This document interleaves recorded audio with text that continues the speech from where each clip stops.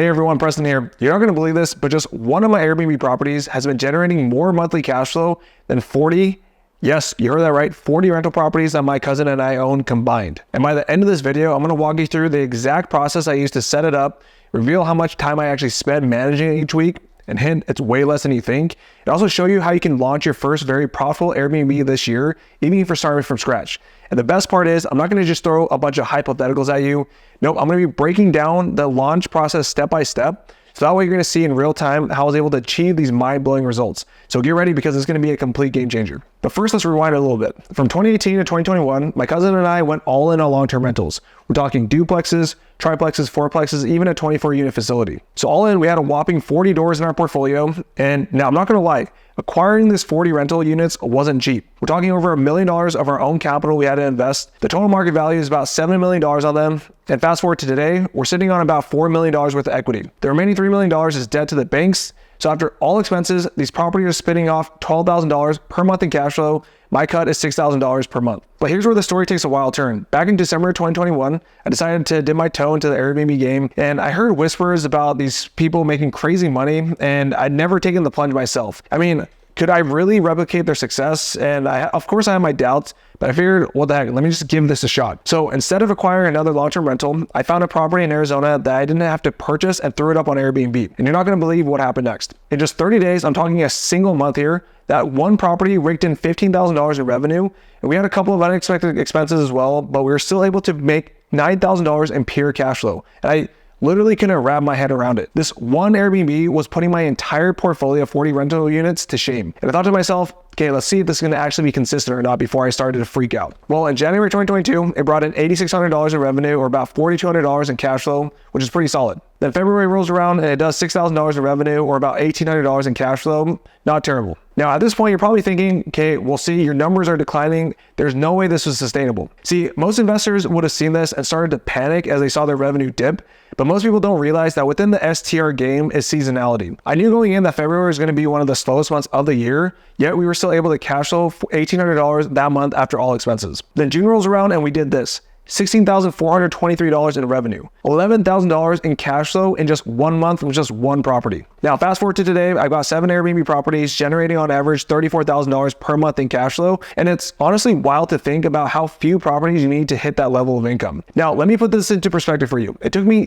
3 long years to hit $6,000 per month in cash flow with my traditional rentals. But with Airbnb, I doubled that in just 3 months. Just 3 months. And that's the power of short-term rentals. They can put your financial freedom on steroids. And the crazy part is I did this all remotely without having to ever step foot inside the property before launch and without even having to buy it outright. Now, I know what you might be thinking, okay, well, Preston, you're just trying to flex on us with these numbers. And the real answer is no, that's not my style. I'm sharing this because I want to dive deep into the exact 7 steps I used to launch this cash flowing machine of an Airbnb. So if you're ready to see how I did it and how you can too, let's jump right into step number 1, which is market research. Now, when it comes to launching a successful Airbnb, market research is everything. You can't just throw a dart at a map and hope for the best. For me, I knew Arizona was going to be a good starting point. I stumbled across a property on Zillow and it just clicked. And the reason is a few reasons. So the first thing I look for is less seasonality. I wanted a market where there were things to do year round.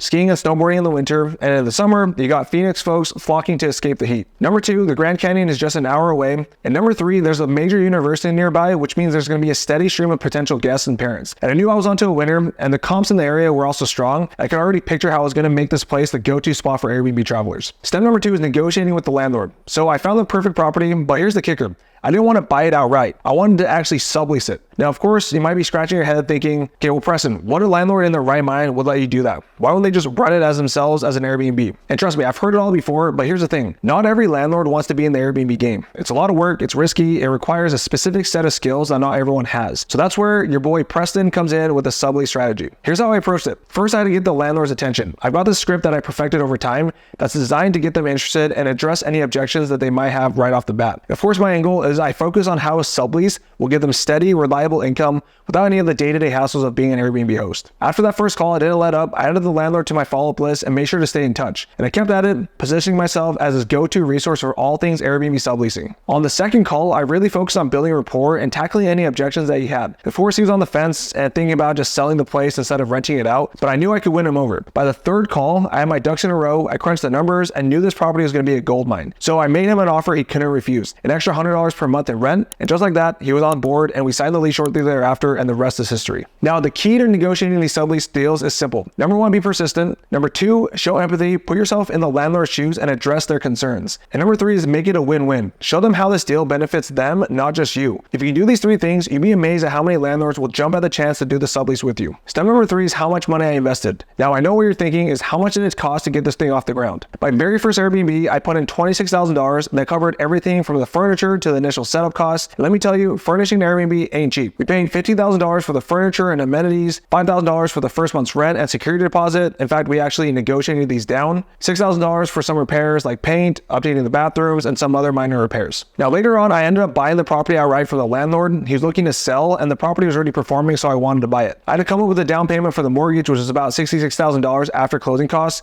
In fact, I used a 10% down second home loan. And on top of that initial $26,000 I already put in. Step number four is the furnishing and amenities. Let me tell you, furnishing an Airbnb remotely is no joke. It's like trying to put together a puzzle when you can't even see the picture on the box. But I had a secret weapon, my core team. Before I even started cold calling landlords, I made sure I had a rockstar cleaner, a reliable handyman, and a mover I could trust. Now, these guys were my boots on the ground team, making sure that everything was going smoothly, even when I couldn't be there in person. Ordering the furniture was a process. You got to find pieces that look great, can withstand the wear and tear of constant guests, and also won't break the bank. It's a balancing act for sure. That's why I started offering my furniture list to other Airbnb hosts, and I spent countless hours sourcing the best pieces so you don't have to. Now, getting all the furniture into the property was a whole nother challenge, but we came up with a pretty clever solution. We struck a deal with the handyman, and he's swinging by the property every day for a few weeks to make sure all the deliveries made it inside safely. Once everything was in the house, we brought in the movers for a flat rate. They unpacked and assembled every last piece of furniture, and let me tell you, in a house this size, that was no small feat. But I didn't just take their word for it. I had my most trusted team member, my cleaner, do a final walkthrough before I pay the movers. Step number five is hiring a contractor team. I cannot stress enough how important it is to have a solid team on the ground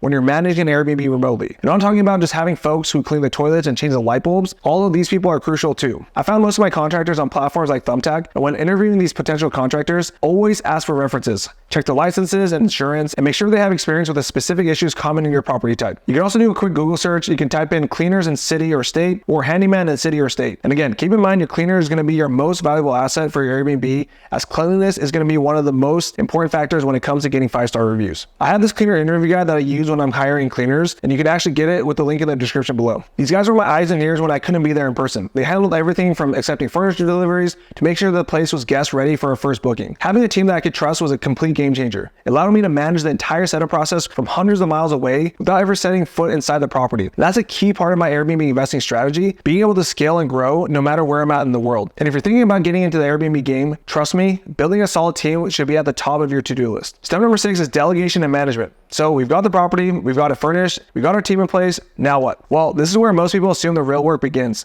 But I'm here to tell you, if you set it up right, managing an Airbnb can be a breeze. In fact, I only spend 10 minutes per week. Yes, you heard that right, just 10 minutes managing just one property. And no, I'm not exaggerating. So my secret is 2 rockstar virtual assistants who I pay $600 per month each. VA number 1 handles all the day-to-day stuff like communicating with guests, coordinating cleanings and repairs, you name it. VA number 2 is more of a big picture thinker. They focus on optimizing our listings, adjusting our prices based on demand, and also automating as much of the process as possible. After that, my cleaning crew who I pay $295 per turnover, which by the way, we charge to the guests, a handyman on speed dial for any unexpected repairs, and I've got a well-oiled machine on my hands. The key to making all this work is a clear process and checklist for every single task, from cleaning to maintenance to guest check-in, so that way no matter who's doing the job, I know it's going to get done right every single time. So when I say I just spend 10 minutes a week managing this property, here's what this actually looks like. So quick check-in with my VAs to make sure everything's running smoothly, a glance at my dashboard to check our occupancy rates and revenue, and that's it. The rest of the time, I'm free to focus on growing my business, spending more time with my family, or just kicking back and enjoying the fruits of my labor. It never fails to blow people's minds when I tell them this. They assume that to make this kind of money I'm making with Airbnb, I must be slaving away 24/7. But the truth is, if you build a solid team and put the right systems in place,